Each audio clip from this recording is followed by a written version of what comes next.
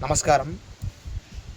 இன்றைக்கி இந்த நீதி சாஸ்திரத்துலேருந்து பார்த்தோம் அப்படின்னா, நம்ம வாழ்க்கையில் எந்த இடத்திற்கு நாம் செல்கிறோம், ஒரு உயர்ந்த இடத்திற்கு செல்கிறோம் என்ற ஒரு பாதையை நமக்கு வழிவகுத்து கொடுப்பது என்னன்னு பார்த்தோம் அப்படின்னா, நாம் பயிலக்கூடிய அந்த கல்வி, அந்த வித்தியினால தான் நம்ம ஒரு உயர்ந்த இடத்திற்கு செல்வதற்கு நமக்கு வழிவகுத்து கொடுப்பது அந்த நாம் பயிலக்கூடிய அந்த கல்வி. அப்பேற்பட்ட வகையில் பார்த்தோம் அப்படின்னா, எவ்வளோ உயர்ந்தமான ஒரு கட்டடங்கள் கட்டிடலாம். அதுக்கு ஆதாரம் என்னென்னு பார்த்தோம் அப்படின்னா, பேஸ்மெண்ட் ஸ்ட்ராங்காக இருக்கணும் அப்படின்னு சொல்லுவாங்க. அந்த மாதிரி நம்ம வாழ்க்கையில் எந்த நிலையில் எவ்வளோ பெரிய இடத்துல இருந்தாலும் கூட நமக்கு ஆதாரம் அடிமட்டம் நல்லா நிலையாக இருக்கணும். அது எப்படின்னு பார்த்தோம் அப்படின்னா, எந்த ஒரு துறையாக இருந்தாலும் அந்த துறையை சார்ந்த ஞானம், அந்த துறையில் ஒரு பாண்டித்யம், ஒரு தேர்ச்சி நம்ம இடத்துல இருக்க வேண்டும். அதை சார்ந்த ஒரு அறிவு இருக்க வேண்டும். நம்ம இடத்துல ஒரு உயர்ந்த ஞானம் இருக்க வேண்டும். அதை பற்றிய ஒரு கல்வி இருக்க வேண்டும். அந்த மாதிரி ரூப யௌவன சம்பன்னா விஷால குலசம்பவாக வித்யா விஹீனஹா மூடஸ்து அப்படிங்கிறாங்க.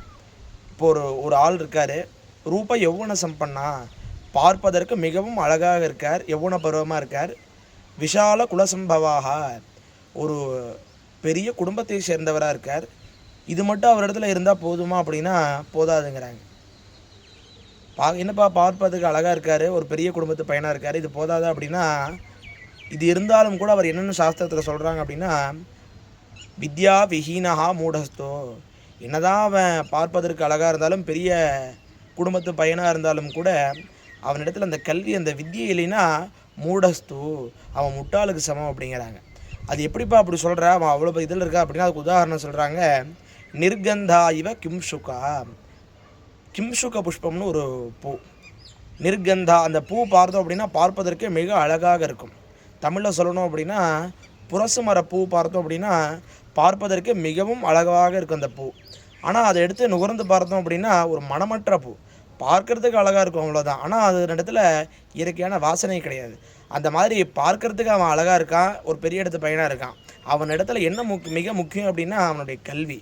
அதனால் எல்லாத்துக்குமே என்னென்னு பார்த்தோம் அப்படின்னா, நாம் எந்த இடத்திற்கு செல்ல போகிறோம் என்ற ஒரு உயர்ந்த பாதையை நமக்கு வழிவகுத்து கொடுப்பது அந்த வித்தியாகும்.